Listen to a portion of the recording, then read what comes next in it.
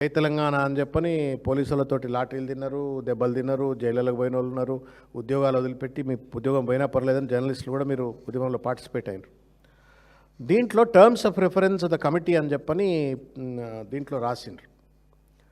Terms of reference of the కమిటీలో to evolve and establish criteria for identification of Telangana ఉద్యమకారులు.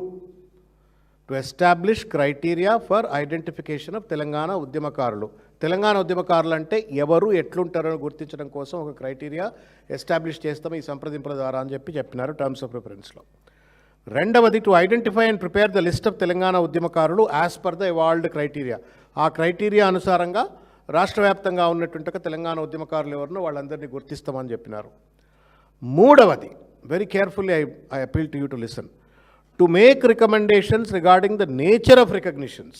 To make recommendations regarding the nature of recognitions, honors, courtesies, facilities to be extended to the said Telangana ఉద్యమకారులు.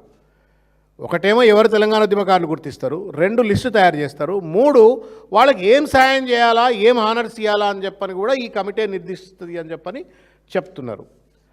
ఇది ఇట్లా ఉండగా కాంగ్రెస్ రేవంత్ రెడ్డి గారు ఇంతకుముందు అన్న చెప్పినట్టుగా 106వ వాగ్దానం, తెలంగాణ తొలి మలిదశ ఉద్యమాలలో ప్రాణాలు అర్పించిన యువతీ యువకులను ఉద్యమ అమరవీరులుగా గుర్తించి వారి కుటుంబంలో ప్రతి ఒక్కరికి ప్రభుత్వ ఉద్యోగం, తల్లి తండ్రి భార్య, లాట్ ఆఫ్ దెమ్ చనిపోయిన వాళ్ళు ఇప్పుడు చనిపోయినా లేకపోతే 69 మూమెంట్ చనిపోయినా వాళ్ళ పిల్లలో తల్లిలో తండ్రో భార్య ఉంటే 25,000 రూపాయల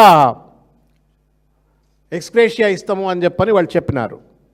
రెండవది కేసులు ఎత్తేస్తాము, ఉద్యమకారులుగా ప్రభుత్వ గుర్తింపు కార్డు. మూడవది ముఖ్యమైనటువంటిది 250 గజాల ఇంటి స్థలాలు. ఈ రెండింటిని కోరిలేట్ చేయాల్సిన అవసరం ఉండే. థర్డ్ టర్మ్స్ ఆఫ్ రిఫరెన్స్ ఏదైతే పెడుతున్నారో మేము సంప్రదింపుల ద్వారా మేము ఏం చేయాలనో గుర్తిస్తాము, ఏమి ఇవ్వాలనో గుర్తిస్తాము అని చెప్తున్నారు. కానీ వాళ్ళు ఆల్రెడీ ఇది వాగ్దానం చేసి అధికారంలోకి వచ్చిండ్రు. కాబట్టి బీఆర్ఎస్ పార్టీ తరపు నుండి మేము స్పష్టంగా చెప్పినాం, ప్రభాకరణ ఒక్క వర్డ్ కూడా మిస్ చేయలేకుండా చెప్పిండు, ఇది చదివినిపించిండు మొత్తం.